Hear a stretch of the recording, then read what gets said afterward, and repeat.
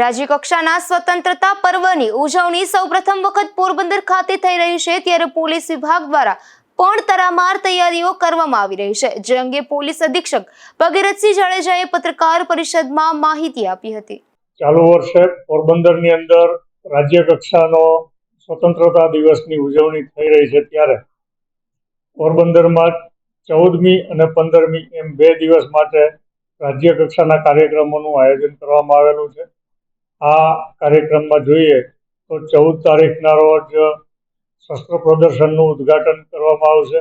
એક cultural programme છે એ સાંજના સમયે રાખવામાં આવેલો છે અને માનનીય રાજ્યપાલ શ્રી દ્વારા એટોમનો કાર્યક્રમ પણ રાખેલ છે.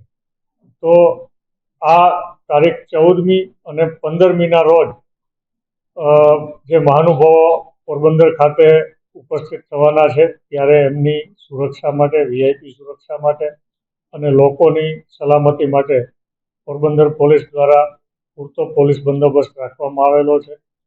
ખાસ કરીને જે 14મી અને 15મીના જે કાર્યક્રમો છે એ પણ ખૂબ જ ઉચ્ચ પ્રકારના સારા કાર્યક્રમો, રાજ્ય લેવલના કાર્યક્રમોનું આયોજન કરેલ છે.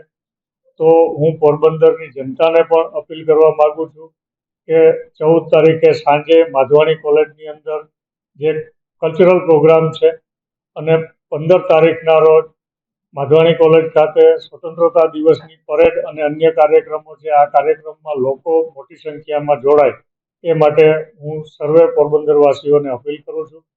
આ ઉપરાંત 14 અને 15 2 દિવસ માટે પોલીસ વિભાગ દ્વારા એક શસ્ત્ર પ્રદર્શનનું પણ આયોજન કરેલ છે.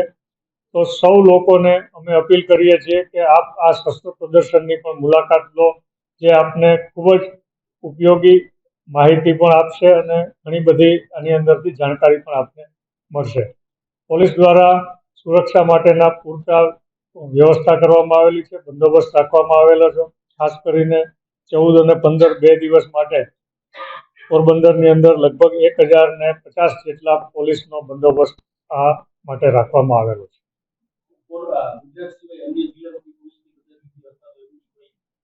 આની અંદર પોરબંદર જિલ્લા ઉપરાંત જુનાગઢ રેન્જ અને અન્ય આજુબાજુના જિલ્લામાંથી પણ પોલીસ અધિકારીઓની ફાળવણી કરવામાં આવેલી છે, જેથી પોલીસે સુરક્ષા માટે પૂરતો પોલીસ બંદોબસ્ત આમાં રાખેલો છે.